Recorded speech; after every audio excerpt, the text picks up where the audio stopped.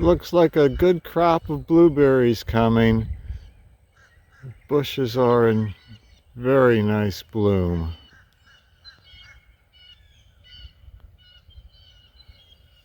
I hope we don't get any freezes, late freezes. It's about the second week in March and we're still liable to get something. Let's see how this works out. Uh-oh, it's 29 degrees outside. The blueberries are in full bloom. They've even set some little tiny blueberries. I don't know, we'll see. They should be able to take this kind of temperature, but we'll see how this works out. Well, it looks like there might have been a light frost, a little bit of a frost on the roof. We go over here and go out into the field next to our house. But that pipe that you see standing there, that's where the outdoor sensor from a thermometer is. The PVC pipe shields the sensor from sunlight, especially during the summer. It can really raise temperatures quite a bit. But allows a direct airflow up and down past the sensor and the bent pipe overhead or on top shields the sensor. But if we go out into this little field here, it looks like we had a light frost. The weeds are kind of wilted and crunchy. I can hear myself crunching around a little bit. Look down here. You can, I don't know. Yeah, you can see it's frosted there a little bit.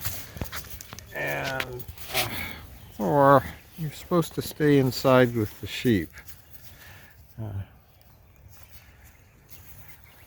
right, to deal with that later. Let's go down and take a look at the blueberries, see how they fared. Jeffrey did something very special for me last night. In the dark, he came out with his headlamp and set up these 2 rainbird sprinklers to shoot water over the blueberries to protect them from the frost. The weather reports had indicated it might get down to possibly 32, 30 degrees.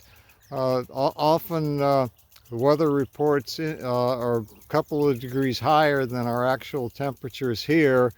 So we could have gotten down to 28 or 29 or something like that, which is right at the threshold for damage to the crop. Turns out, as we saw from the thermometer this morning, it was 29 degrees. And thank you very much, Jeffrey. That was a very special effort. I really appreciate it. I'll go over here. So we've got that.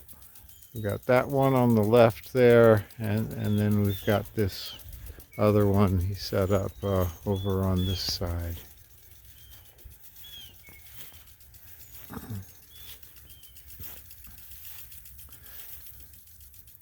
These are the last vestiges of our blueberry operation. Our first commercial farming operation was to raise commercial blueberries. We had something like 10 to 12 acres of blueberries like this throughout this area. We had a commercial over-the-road blueberry harvester, and it was pretty good for a while, but just didn't work out for us, and so this is all that's left of the blueberry operation. It's been 4 years since we've got a reasonable crop out of them, though. Last year was a horrendous freeze, wiped out everything. And so I'm looking forward to a crop of blueberries this year. It'd be nice if it comes through.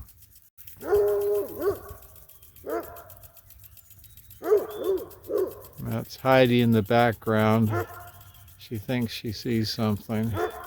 I normally think of February as pruning month, but no pruning happened this February, and I'm just getting to the grapes right now. We've got a Muscadine grapes here.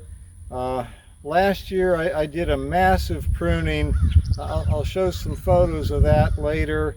I had neglected it for like several years, and it was just a horrible tangle mess that I finally got cleaned up, and so I'm going to try to keep up with it now. And it's early March. Everything's warming up. A lot of the trees are coming out.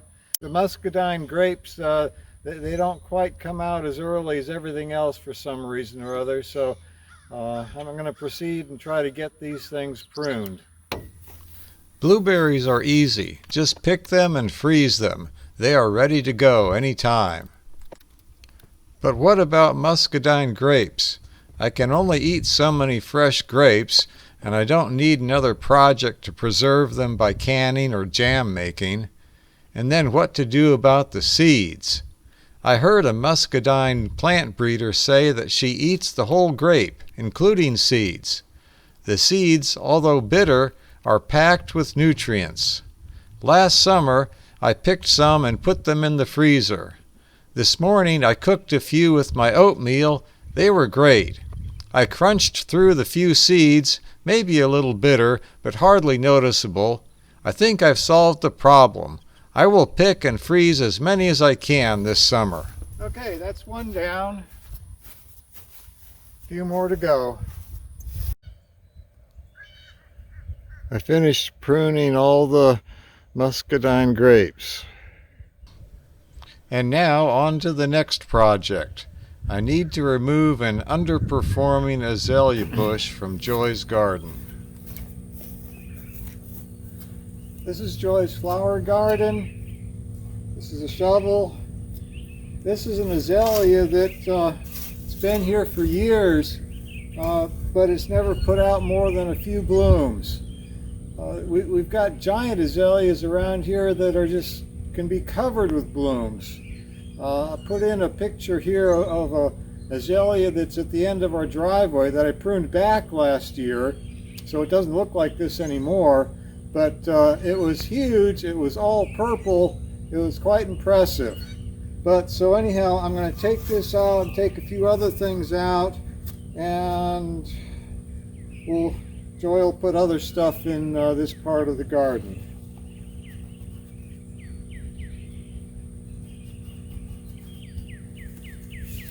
And this is, well, it's called Root Slayer, but it's a fancy shovel with cutting edges on it that really hacks out roots. And we had a different one like this that sort of bent apart with use, and my son gave me, son Jason gave Joy this, which I end up using most of the time, I guess. A new one. It was supposed to be very good at getting stuff out.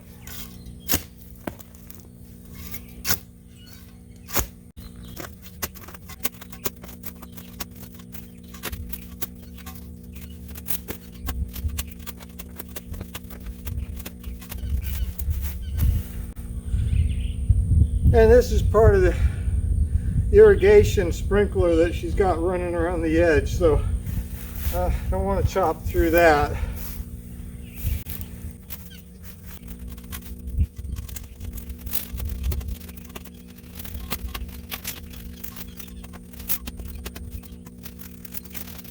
And knock off some of the dirt. Mostly all bound up in roots here.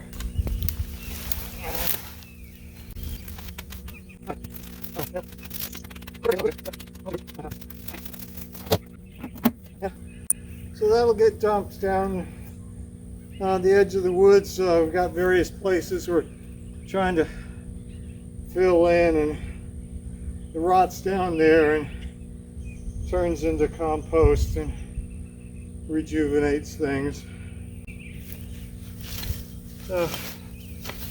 do some cleanup with the hoe. Okay.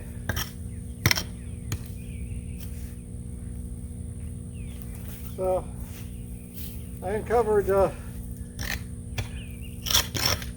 of the garden path again.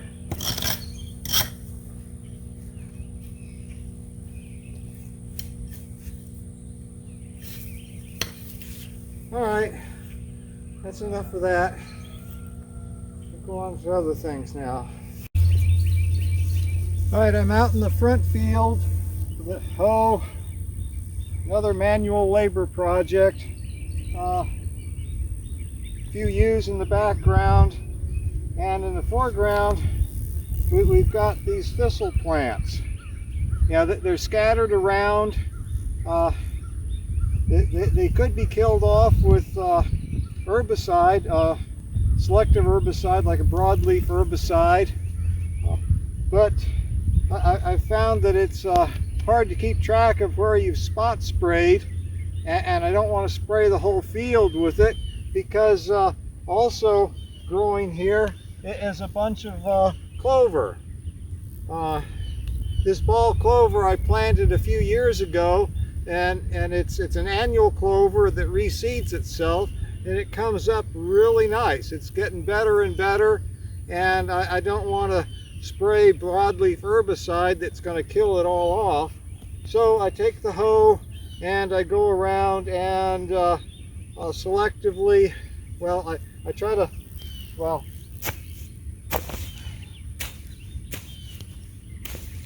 I rogue out the thistle plants. These thistle plants can get quite large. I'll try to insert a picture of a huge thistle plant right here. And in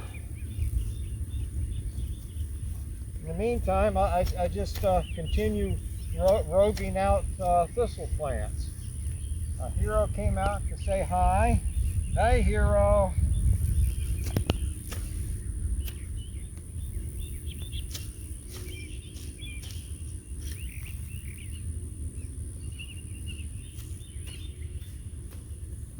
So basically the project is to wander around the field and rogue out thistle plants.